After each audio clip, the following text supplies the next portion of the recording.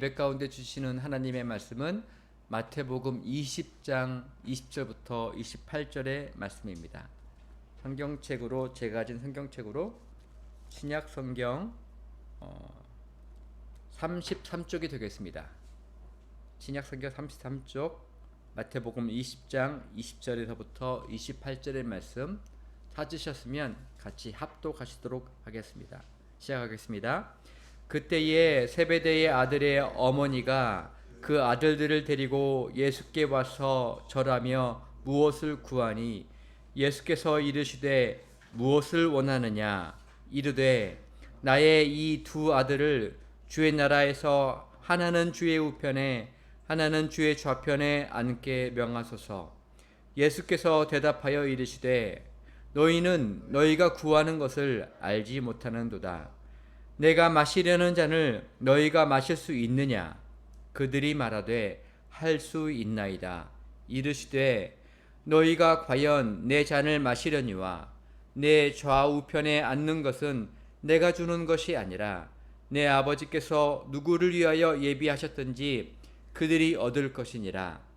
열 제자가 듣고 그 두 형제에 대하여 분이 여기거늘 예수께서 제자들을 불러다가 이르시되 이방인의 집권자들이 그들을 임의로 주관하고 그 고관들이 그들에게 권세를 부리는 줄을 너희가 알거니와 너희 중에는 그렇지 않아야 하나니 너희 중에 누구든지 크고자 하는 자는 너희를 섬기는 자가 되고 너희 중에 누구든지 의뜸이 되고자 하는 자는 너희의 종이 되어야 하니라. 인자가 온 것은 섬김을 받으려 함이 아니라 도리어 섬기려 하고 자기 목숨을 많은 사람의 대속물로 주려 함이니라. 아멘. 이것은 하나님의 말씀입니다.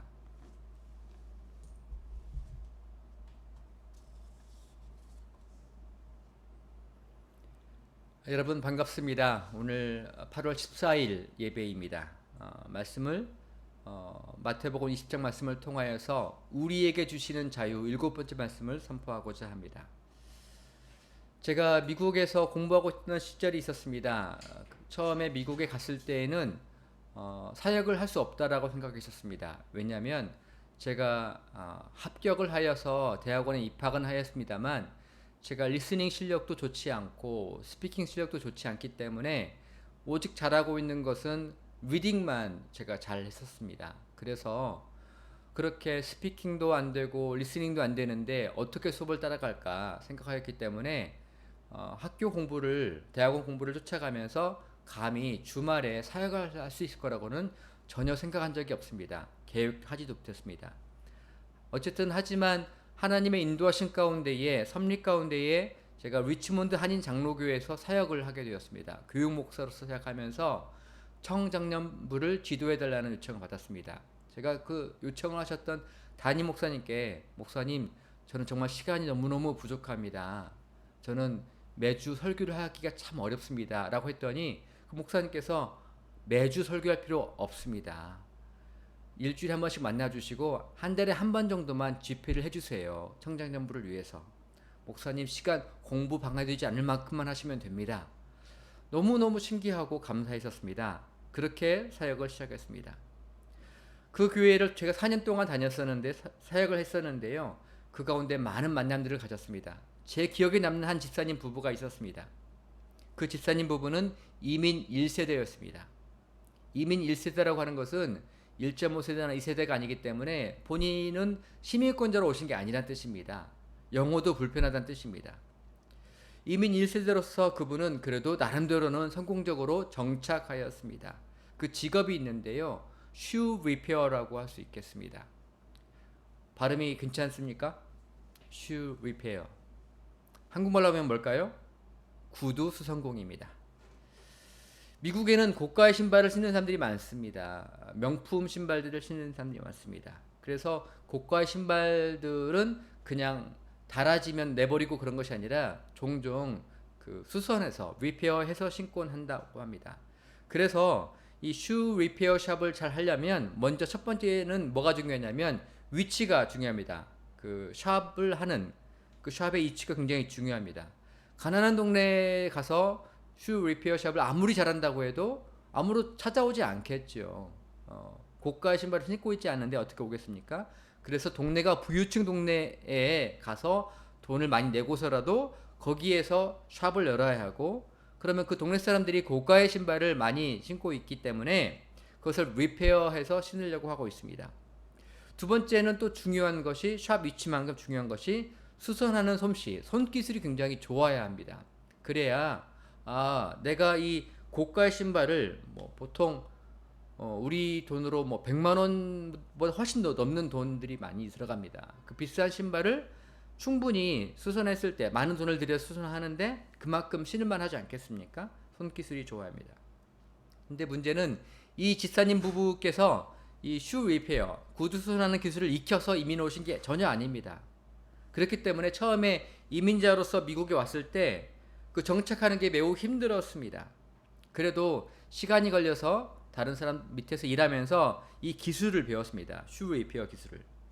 그 기술 덕분에 그분께서는 집도 살 수 있었고 생활도 할 수 있었고, 무엇보다 가장 중요한 것은 이 두 아들이 둘이 있었는데요, 미국의 공립학교에서 교육을 잘 받을 수 있는 기회가 있었습니다.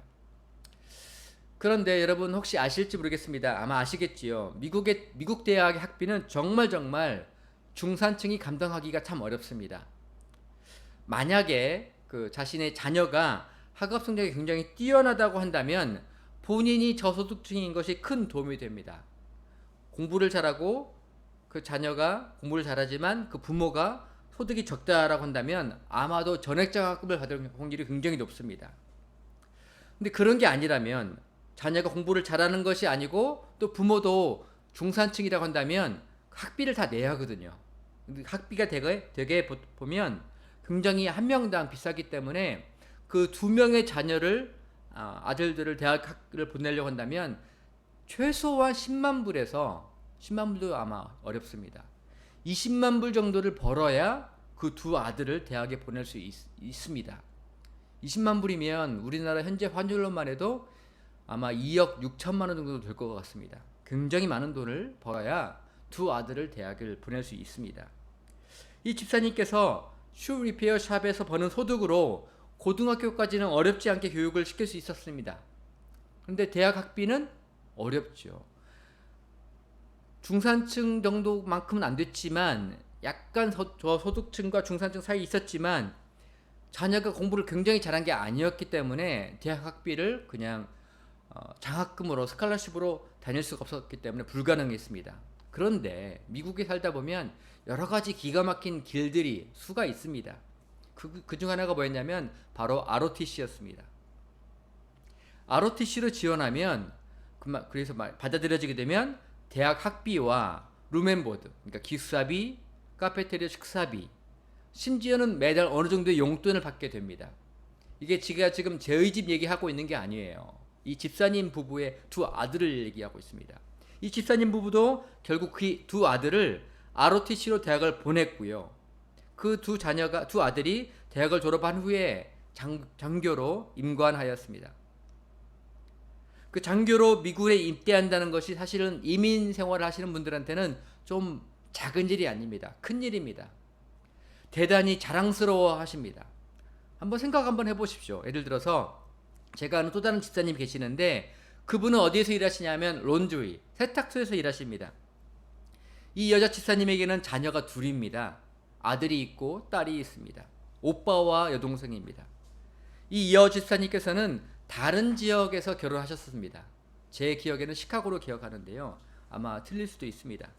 이렇게 다른 지역에서 결혼해서 살다가 사실은 남편과의 어려움이 있었습니다. 남편에게 문제가 있어서 결국은 이혼하게 되었습니다.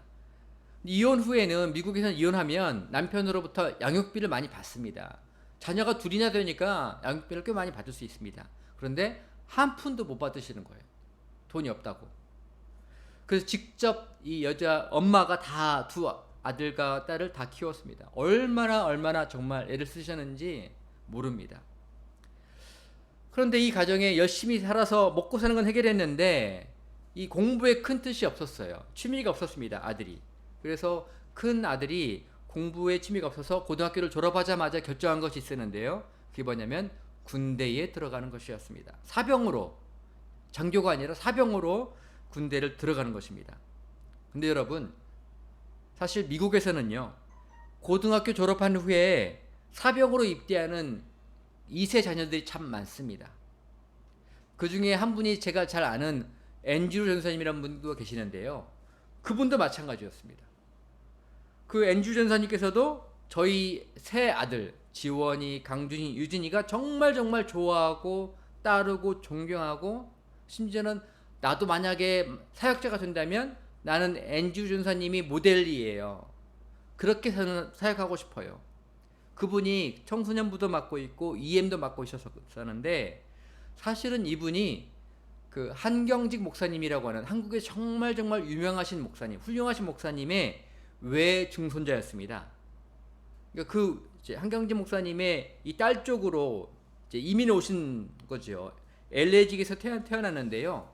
거기서 자랐는데 경제적으로 넉넉하지 않았습니다. 그래서 이 아들도, 그 앤드류 전사님도 사실은 고등학교 졸업한 후에 군대에 들어가신 거예요. 경제적으로 형편이 안 되니까. 그리고 군대 간 다음에 군대를 다니다가 대학을 지원한 겁니다. 입학이 되니까 그럼 어떻게 됩니까? 군대에서 대학 학비를 지원해 줍니다. 그리고 지원받은 만큼 군대 생활을 더 해야 합니다. 이것이 미국에서 그 2세대가 살아가는 상황과 처지입니다.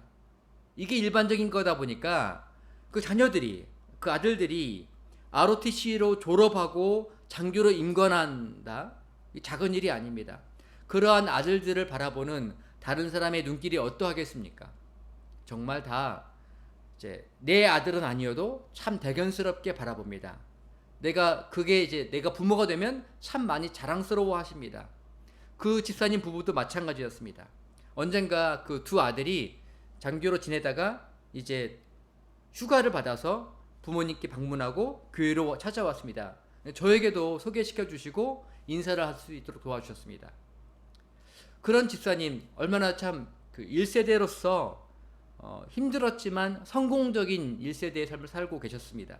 그런데 이 남자 집사님에게 나이가 적지 않으신데 마음에 고통이 있었습니다. 지금 생각해 보니까 저보다 나이가 많이 차이 나지 않습니다. 지금의 저와 나이 차이가 별로 나지 않으셨습니다. 그런데 고생하셔서 그런지 머리가 희끗희끗 많으셨거든요. 어떤 고통이 있으셨냐면, 이 고통 때문에 집사님이 본인이 일하는 자기 직업 장소 슈 리페어 샵에서 뭘 갖다 놓으시냐면 전문적인 잡지를 갖다 놓으시는 거예요. 그 일거리가 없을 때 그 잡지를 펴서 읽으십니다. 그 전문 잡지입니다. 일반적인 잡지가 아닙니다. 영어로 되어 있고요. 영어를 잘한다고도 이해할 수 없는 약에 관한, 약학에 관한 전문 잡지를 읽으시고 계셨습니다. 어떻게 그런 잡지를 읽으실까 생각이 들죠. 어울리지가 않습니다. 슈 리페어 샵에서 손기술로 정말 고가의 신발을 리페어 하시는, 수선하시는 분께서 쉬는 시간이 있으시면 종종 약에 관한 전문 잡지를 읽으신다? 어울리지가 않습니다. 사실은 이 집사님께서는 서울대학교 출신입니다. 서울대학교 약학대학 출신이십니다. 약학대학을 잘 졸업하시고 나서 대기업에 취직하셔서 연구원으로 되셨고요. 젊은 시절에 부장을 달았습니다. 그럴만 하죠. 좋은 대학에 좋은 과를 졸업했으니까 말입니다. 근데 그분에게도 그 당시 그분이 그 시기를 보낼 때 한국의 그 교육 문제에 대해서 좀 여러 가지 우려하는 바가 많았고, 자녀를 다르게 키워보고 싶다는 사람들이 많았었습니다. 그분도 아내가 그런 얘기 하셔서 함께 자녀 교육을 위해서 우리가 도미하자. 본인이 갖고 있는 가장 좋은 어떤 학교의 자산들, 학력들, 그리고 그 기업의 부장이라고 하는 걸 다 포기하고 이분이 미국에 가셨습니다. 그런 이분 마음에 그래서 이민 1세대로서 성공적으로 자녀가 ROTC가 되어서 장교가 되었으니 그 자녀를 바라보면 얼마나 마음이 뿌듯하시겠어요. 그 눈길에 자랑스러운 마음이 많이 있겠습니까? 저 자녀야말로 내 열매다, 이런 생각이 들지 않겠습니까? 그런데 현재만 있는 것이 아닙니다. 그것만 있는 것이 아니라 자신의 과거를 생각만 하면 마음에 고통이 있으신 거예요. 나는 누구인가? 나는 뭐 하는 사람인가? 내가 원래 남의 신발, 냄새나는 신발을 고치는 게 그게 내 업인가? 내가 이런 거 하려고 내가 미국에 왔던가? 아니면 내가 정말 최고의 대학에서 인기가 많았던 최고의 학과를 졸업했던 정말 인텔리인가? 나는 누구인가? 그와 같은 정체성 문제가 내가 누구인가? 현재 하고 있는 일에 대한 이 불만족이 굉장히 고통스러웠던 분이셨습니다. 제가 그 집사님을 시간이 걸려서 알게 되었을 때 제 마음에 집사님께서 정말 마음이 힘드셨겠구나. 근데 이렇게 해서 끝나지 않았습니다. 제 마음에는 이분이 정말 힘드셨겠다라고 하는 것만 있는 것이 아니라, 그런데 집사님께서 그 고통에서 빨리 벗어나는 길은 서울대 졸업장을 빨리 잊어버리는 건데, 서울대 졸업장도 빨리 잊어버리고 약사 자격증도 빨리 잊어버리는 것이 지금 이 심적 고통에서 벗어나는 길일 텐데 라는 생각이 있었습니다. 제 마음에 안타까움이 있었어요. 그분이 자존심을 내려놓지 못하는 게 참으로 안타까웠습니다. 물론 당연히 이와 같은 안타까운 마음들을 그렇게 자존심을 내려놓으라는 말을 전혀 말하지 못했지요. 하지만 아마도 이런 제 마음의 이 생각이나 태도가 그분과 관계를 잘 맺어가는데 걸림돌이 되었을 게 분명합니다. 그렇게 많이 가까워지지 못했습니다. 제가 지금 만난다면 관계를 잘 맺을 것 같습니다. 저는 이제 그분의 마음을 너무너무 잘 알게 되었습니다. 언더스탠드 하게 되었습니다. 여러분, 우리가 만약에 다른 사람의 삶을 한 걸음 두 걸음 떨어져서 바라보면 잘 보입니다. 그 사람 삶에 어떤 것이 잘했는지, 무엇이 잘못된 것인지 잘 보입니다. 비평이 잘 됩니다. 잘못이 잘 보입니다. 한 걸음 두 걸음 세 걸음 멀리 떨어져 보이면 본인은 모르는 그 문제가 보입니다. 그런데요, 그 사람을 이해하고 공감하려면 그 사람 밑에 가봐야만 합니다. 그 사람의 밑에 서 있어야만 합니다. 그 밑에, 언더, 서 있는, 스탠드, 그 사람의 밑에, 바로 밑에까지 가서 서 있어야만 언더스탠드, 이해가 된다라고 하는 것입니다. 저는 제가 그분을 처음 만나고 그분을 알게 되었을 때에는 그분에 대해서 힘드셨겠다라고 생각은 했지만 언더스탠드 하기에는 많이 부족했던 것 같습니다. 이런 생각을 해봅니다. 그 RKPC, 리치몬드 한인 장로교회에서 사역하는 목사였을 때 그 성도들, 교인들은 나를 어떻게 바라봤을까? 젊은 목사를 어떻게 이해했을까? 인식했을까?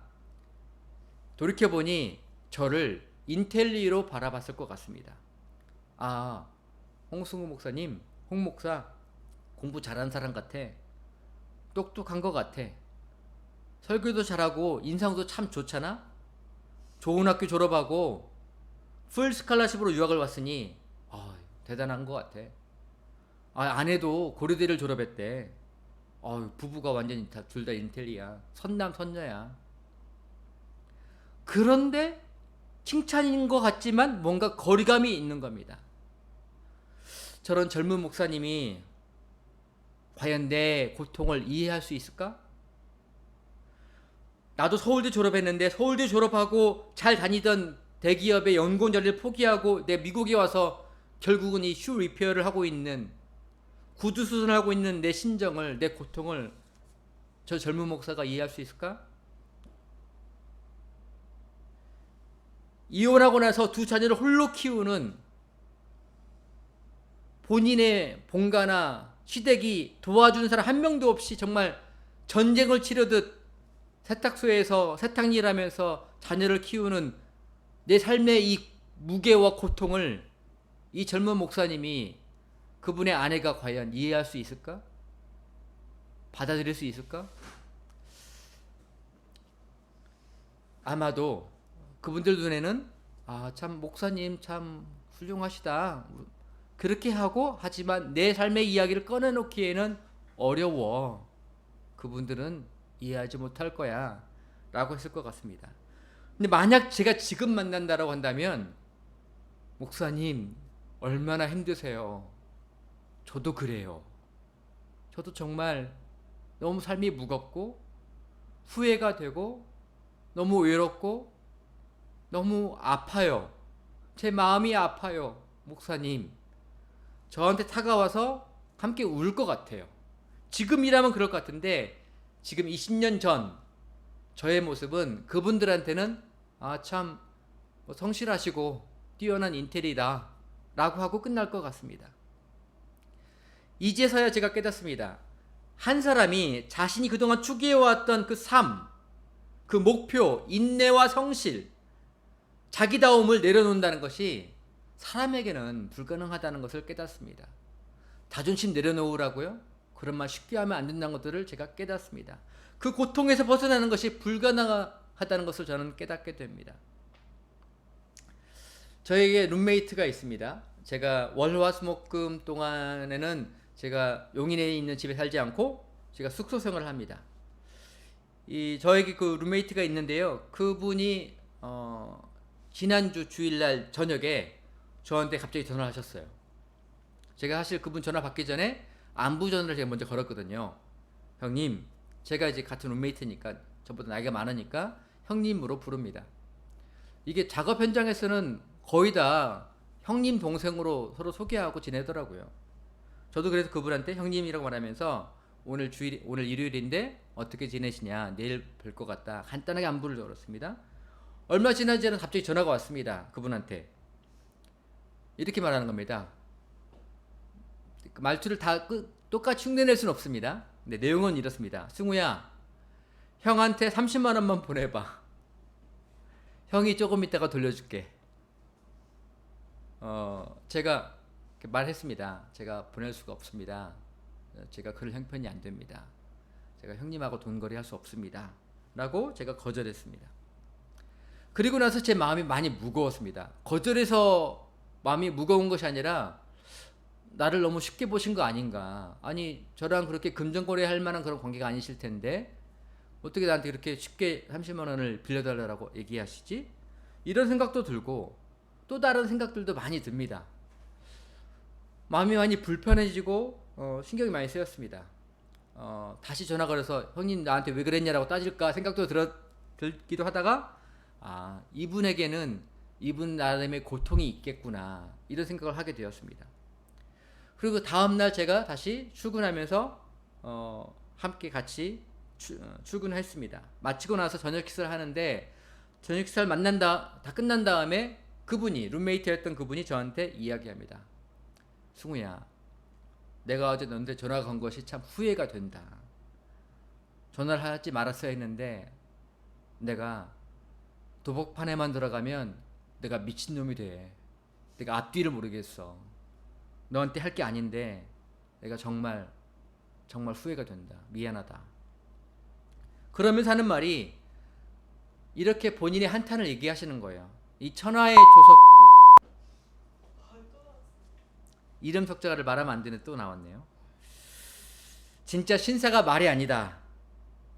남에게 돈 쓰는 거 무서운 줄 몰랐는데 정말 모냥 안 빠지게 살려고 정말 그렇게 살았는데 이제는 밥 먹을 돈이 없어서 동생들에게 밥 사달라고 하고 심지어는 정말 착한 동생인데 그 착한 동생한테 돈 빌려달라고 하고 내가 도박판에만 가면 미친놈이 돼.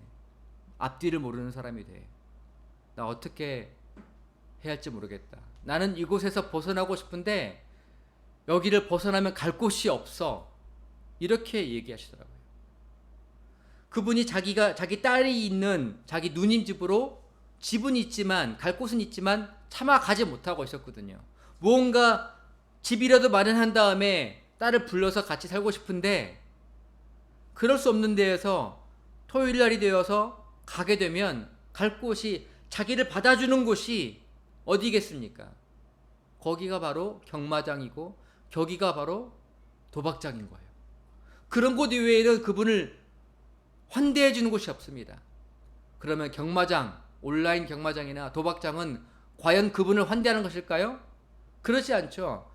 이분을 제 룸메이트였던 이 형님도 너무나 잘 압니다. 그놈의 욕하면서 과연 걔네들이 좋은 사람 결코 아니야. 남의 돈 빼먹으려고 저렇게 하고 있는 거야. 내 돈 빼먹으려고 그렇게 하는 거야. 내 돈 30만 원, 내 돈 80만 원, 내 돈 120만 원을 빼먹으려고 내가 매주 이러고 있어. 내가 미친놈이지. 난 여기서 벗어나야 돼. 난 이걸 끊어야 돼. 그런데 나한테는 벗어날 방법이 없어. 내가 아는 곳은 이런 곳밖에 없어. 제가 그 얘기를 듣는데 마음이 너무 아팠습니다. 내가 해줄 수 있는 게 뭐가 있을까? 내가 해줄 수 있는 게 정말 안 보입니다. 그분을 위해 해줄 수 있는 게 아무것도 안 보입니다. 그래서 기도를 해야겠다. 내가 이분을 위해서 마음에 품고 기도를 해야겠다. 이런 마음에 품고 제가 살아가고 있습니다. 생각해보니 그분이 저한테 전화를 걸어서 돈을 빌려달라고 한 것도 맨정신으로 한 것이 아닌 게 분명합니다. 그 삶 속에서는 어쩔 수 없는, 정말 자기도 모르게 죄를 지을 수밖에 없는, 죄로부터 벗어나고 싶지만 벗어날 수 없는 인간의 모습들을 저는 발견하게 됩니다. 아까 그 집사님도 그랬고 저희 룸메이트도 그렇고, 인간은요 누구나 다 조금이라도 올라가는 것을 지향하는 것이 인간입니다. 한 계단이라도 더 남보다 더 올라가 있는 것을 더 원합니다. 이왕이면 조금 더 빨리 올라갔으면 더 좋겠고, 더 높이 올라갔으면 좋겠고, 아니더라도 천천히 할지라도 올라가는 것을 지향합니다. 그걸 원합니다. 내려가는 법을 모릅니다. 내려가는 걸 원하지 않습니다. 내려가는 것은요 사람이 살 길이 아닌 거예요. 내려가는 것은요 인생 루저나 하는 것이라고 바라보이는 것입니다. 그게 바로 세상 사람들이고 인간의 본성입니다. 그런데 그와 같은 인간의 모습이 세상 사람만 그런 것이 아니라 예수의 제자들도 마찬가지였던 것 같습니다. 성경을 바라보십시오. 이미 이때가 되면 마태복음 20장 되면요 3년 따라다닌 겁니다. 처음 만난 관계가 결코 아닙니다. 3년 동안 예수님의 모습을 다 보았습니다. 예수님의 삶을 함께 만났습니다. 예수님이 말씀 전한 다음에 못 알아들으면 따로 불러다가 설명도 해줍니다. 질문 받아줍니다. 같이 밥을 먹습니다. 같이 숙소 생활을 같이 합니다. 예수님이 좋아서, 예수님이 존경스러워서, 예수님이 하나님 아들에게 믿어져서 그분을 쫓아다닙니다. 왕따를 당할지라도 예수님을 쫓아가겠습니다. 저희 형제 자매 친지를 다 내려놓고 예수님을 쫓아가겠습니다. 라고 했던 게 예수님의 제자들입니다. 가장 대표적인 게 12제자입니다. 그런데 그와 같은 사람일지라도 여전히 조금이라도 같은 급에서, 같은 클래스에서, 같은 집단 내에서 한 걸음 더 높이 올라가기를 원하는 것이 바로 인간의 본성입니다. 그래서 세베대의 아들 하면요 둘이 있습니다. 야고보와 요한입니다. 예수님의 3명의 애제자가 있다고 표현하는데 12제자 중에서 정말 따로 예수님께서 겟세마네 동산까지 기도로 가실 때 부르셨던 제자가 3명입니다. 베드로, 야고보, 요한, 이 3명입니다. 야고보와 요한은 형제입니다. 형제지간입니다. 야고보는 성격이 급하고요 불같습니다. 우리의 아들이라는 별명이 바로 야고보입니다. 요한은요 요한복음을 따로 쓸 정도로 예수님의 품 안에 안겼던 사람이 요한입니다. 정말 친밀했던 관계가 요한입니다. 요한복음 읽어보면 마태, 마가, 누가와 정말 다른 관점들, 속리 가까운 관계에서만 들을 수 있는 이야기들이 요한복음에는 써져 있습니다. 그 정도로 가까운 사람이 요한입니다. 그 야고보와 요한이 그 어머니를 통해서 청탁을 내는 거죠. 예수님 영광의 나라 가실 때에 주의 나라에서 한 명은 주의 우편에, 한 명은 주의 좌편에 앉게 해주세요. 여기 12명 제자가 다 예수님께 다 헌신했던 제자들 아니겠습니까? 그런데 예수님 잘 봐주세요. 이 야고보 요한을 예수님의 좌우편에 앉게 해주세요. 인간의 마음입니다.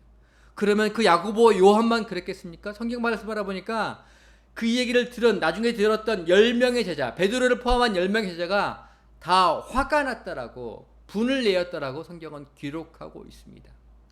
무슨 말씀입니까? 같은 마음이라는 얘기예요. 야고보 요한이 그랬던 것처럼 그 10명의 제자들에게도 같은 마음을 품고 있다는 것이 성경은 말하고 있습니다. 이게 예수의 제자들에게도 있는 마음, 인간의 본성이라는 것입니다.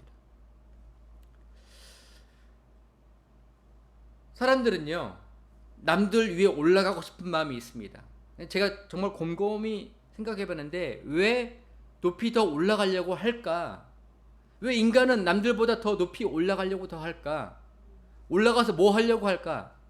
다른 사람은 무시하려고 할 수도 있겠습니다. 그런데 제가 생각할 때는 제 경험 속으로는 더 큰 동기가 있는데요. 그건 뭐냐면 남들에게 얕잡아 보이는 것이 싫어서인 것 같습니다. 누가 나를 얕잡아 볼까봐, 누가 나를 함부로 말할까봐, 룩다운은 하는 것을 당하는 게 싫어서, 왕따 당하는 게 싫어서, 누가 나를 무시하는 게 싫어서, 이게 정말 너무너무 싫기 때문에 그래서 같이 있지 않고 한 걸음도 높아지기를 원하는 것 같습니다. 사실은 저도 바로 그와 같은 마음 때문에, 그와 같은 것이 동기가 되어서 정말 죽으라고 열심히 공부를 한 것 같습니다. 제가 공부를 정말 열심히 해서 남들보다 한 걸음 더 성적도 높아지고 남들보다 대학도 한 걸음 더 높은 대학을 가려고 했던 것 같습니다. 존중은 자취하고서라도 얕잡아 보이는 게 싫어서, 얕잡아 보이지 않고자 이렇게 열심히 했던 것 같습니다. 그랬던 저에게 실제로 그것이 이루어지지 않으니까 얕잡아 보일까봐 인생이 어렵고 두려워졌던 것 같습니다. 그런데 이번에 제가 여러분 아시다시피 고덕지구로 가서 일을 하면서, 작업 현장에서 일을 하면서 저에게 가득 주시는 마음들이 있습니다. 저는 이 마음이 참으로 놀랍고 신기하기만 합니다. 저는 여러분들은 저를 불쌍히 여기시겠지만 그런 분들이 계시는 걸 제가 압니다. 그것도 다 저를 사랑하시기 때문에, 아끼시기 때문에 하는 말인 걸 너무너무 잘 압니다. 하지만 저에게는 감사한 마음이 참 많습니다. 제가 그곳에서 일할 수 있어서 정말 감사합니다. 제가 두 다리가 성해서, 발가락이 성해서, 제 손이 성해서 온전해서 일할 수 있어서 감사합니다. 제 허리가 아프지 않아서 감사합니다. 그래서 그와 같은 일을 할 수 있기 때문에 감사합니다. 저의 낮은 처지를 받아들이는 마음이 저한테 있습니다. 제 처지를, 제 상황을 받아들이는 마음들이 있습니다. 제가 작업 현장에서 이 처음 초보로 일하는 사람, 뭐 작업 현장 혹은 노가다 현장에서 일해보지 않은 사람은요, 작업 현장 가면요 정말 어설픕니다. 도움이 안 됩니다. 완전히 민폐입니다. 저는 저를 그렇게 바라봅니다. 제가 그래서 함께 저를 데리고 일을 하는 그 반장님들한테 그렇게 바랍니다. 저는 정말 핏덩이와 같습니다. 제가 그렇게 그 단어를 썼습니다. 이와 같은 작업 현장에서 저는 아무것도 모릅니다. 도움이 안 됩니다. 뭘 가져오라고 시켜도 그게 뭔지를 못 알아듣습니다. 스패너 가져오라고 하는데 스패너가 뭔지 정확히 모르겠는 거예요. 헷갈리는 거예요. 또 다른 장비 이름 말합니다. 여러분, 밴드소 가져오라고 저한테 시켰습니다. 여러분들은 아십니까? 저는 들어본 적이 없는 말입니다. 어느 날 갑자기 그거 말고 직소 가져오라니까, 직소는 뭘까요? 물어봅니다. 직소가 뭡니까? 설명을 합니다. 그렇게 생겨가지고서 톱날이 나왔는데 그 얇은 톱날이 조그맣게만 튀어나온 거 있잖아. 그러면요 더 못 알아듣겠습니다. 그 사람이 하는 말이 그냥 웅얼웅얼 돼 보입니다. 왜 그런지 아십니까? 제 귀에 귀마개를 꼈거든요. 귀마개를 빼고 죄송합니다. 한 번만 더 말씀해 주세요. 그 작업을 시키는, 한참 일하고 있는 그 반장님 입장에서는 저와 같은 사람이 얼마나 민폐가 되고 짜증이 나겠습니까? 그러니까 무슨 욕을 하는 거예요.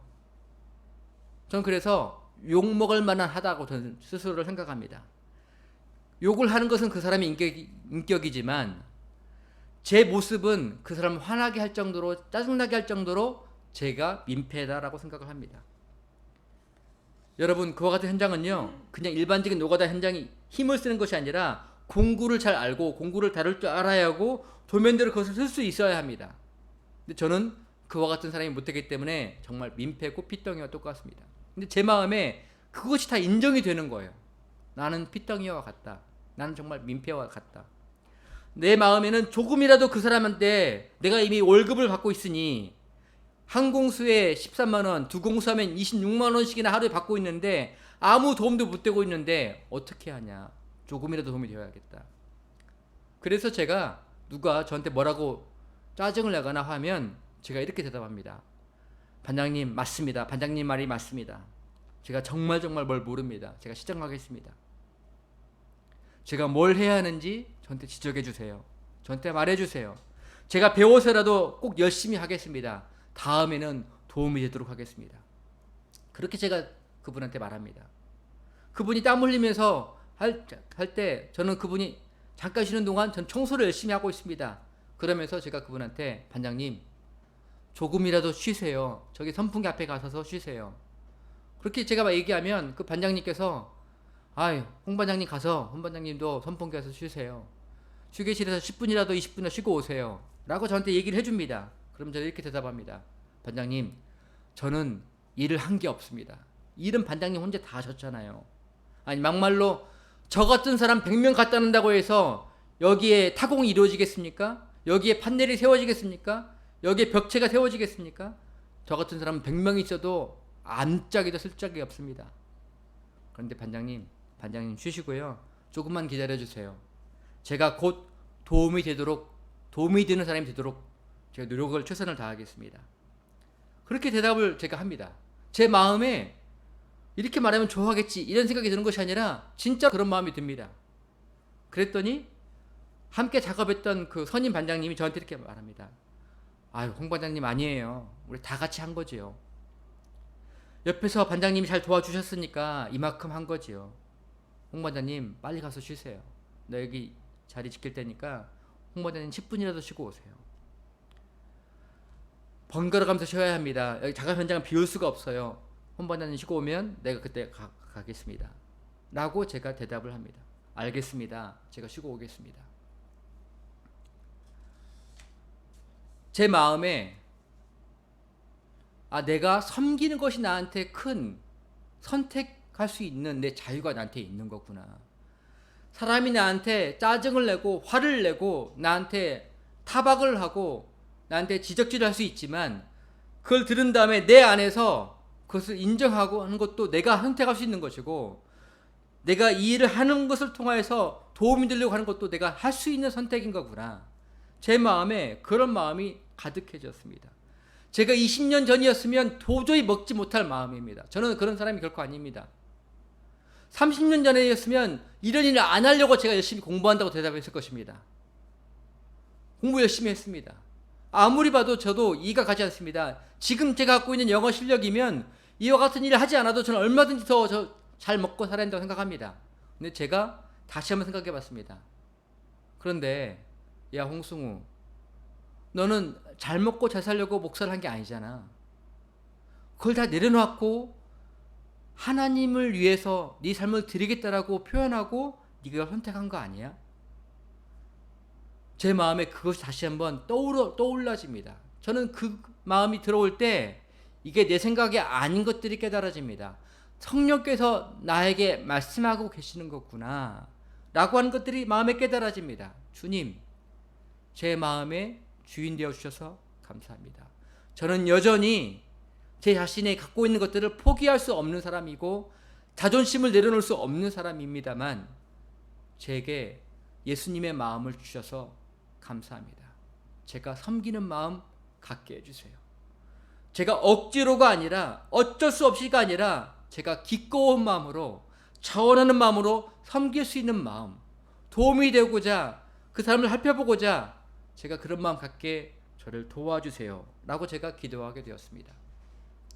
사랑하는 예배자 여러분, 성도 여러분, 교우 여러분, 사람은 세상 사람이든 믿음이 없는 세상 사람이든 아니 심지어는 믿음이 있다고 말하는 우리 예수의 제자랄지라도 누구나 다 한 걸음도 더 올라가려고 합니다. 저는 이런 모습을 수도 없이 많이 경험했습니다.